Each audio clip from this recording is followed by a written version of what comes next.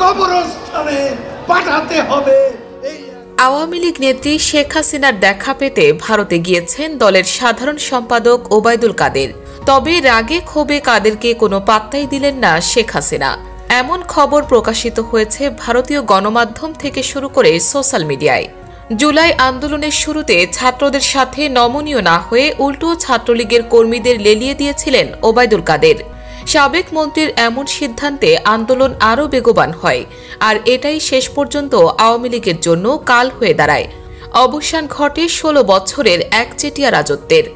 কাদেরের এমন অদূরদর্শী বক্তব্যের জন্য তার ওপর বেজায় চটে আছেন শেখ হাসিনা। ভারতীয় সংবাদ মাধ্যমগুলোর বরাত দিয়ে এমনটাই জানা যায়।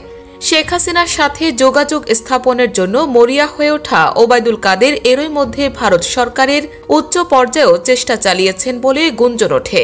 আওয়ামী লীগের সাধারণ সম্পাদক হিসেবে ভারত সরকার শেখ হাসিনার সাথে সাক্ষাতের ব্যাপারে গ্রিন সিগন্যাল দিলেও শেখ হাসিনার অনাগ্রহের কারণে সেই সিগন্যাল লাল হয়ে যায় বলে জানা গেছে। কোটা সংস্কার আন্দোলনে নির্বিচারে শিক্ষার্থীদের ওপর হামলা চালানো ও প্রাণ কেড়ে নেওয়ার পিছনে অন্যতম মাস্টার মাইন্ড হিসেবে গণ্য করা হয় ওবায়দুল কাদেরকে।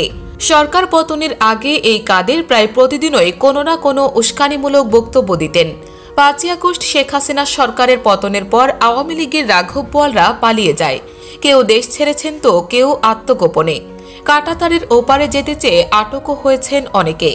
আর সবার মতোই উধাও হয়ে যান ওবায়দুল কাদের। দিনের পর দিন খোঁজ করেও তার অবস্থান সম্পর্কে সঠিক তথ্য পাওয়া যাচ্ছিল না। সাম্প্রতিক সময়ে গুঞ্জন উঠেছে ওবায়দুল কাদের ভারতের আসাম রাজ্যের রাজধানী গুয়াহাটিতে অবস্থান করছেন এবং দলের সভাপতি শেখ হাসিনার সাক্ষাতের তৎপরতা চালিয়ে যাচ্ছেন। গত 8 নভেম্বর শেষ রাতে ওবায়দুল কাদের অবৈধ পথে ভারতে পালিয়েছেন বলে গুঞ্জন ছড়ায়।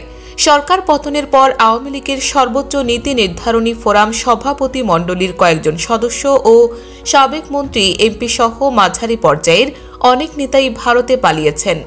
তাদের ভাষ্য, ওবায়দুল কাদের ভারতের কলকাতায় পৌঁছেছেন বলে তারা শুনেছেন। গুঞ্জন ছড়িয়েছে অবৈধভাবে সীমান্ত পার হয়ে ভারতের আসাম রাজ্যের রাজধানী গৌহাটির একটি হোটেলে অবস্থান করছেন তিনি।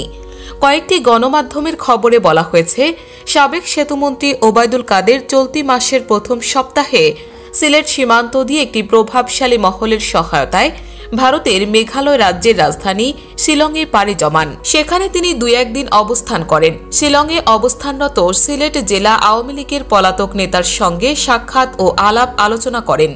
আলোচনা শেষে সিদ্ধান্ত নেন গুয়াহাটি অবস্থান করার। সেখানে থাকার কারণ হিসেবে শেখ হাসিনার সাথে সাক্ষাৎ এর বিষয়টির গুরুত্বপূর্ণ বলে জানায় একটি সূত্র।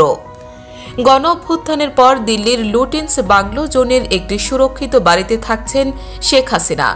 এমন খবর অনেক আগেই দিয়েছে ভারতীয় সংবাদ মাধ্যম। ভারত সরকারই এই বাড়িতে শেখ হাসিনার থাকার বন্দোবস্ত করেছে। বিশালাকার সেই বাংলোতে সাধারণত ভারতের মন্ত্রী, জ্যেষ্ঠ এমপি ও ঊর্ধ্বতন কর্মকর্তারা থাকেন। মর্যাদা বিবেচনায় শেখ হাসিনাকে সেখানেই থাকতে দেওয়া হয়েছে। এদিকে কাদের শেখ হাসিনার সঙ্গে সাক্ষাতের জন্য সর্বোচ্চ চেষ্টা চালিয়ে যাচ্ছেন বলে গুঞ্জন রয়েছে। গুয়াহাটি থেকে তার সঙ্গে যোগাযোগ সহজ বলে তিনি সেখানে থাকার ব্যবস্থা করেছেন। ভারত ও বাংলাদেশের কয়েকজন ব্যবসায়ী সহ সংশ্লিষ্ট একাধিক সূত্রের বদৌলতে এই তথ্য জানা গেছে।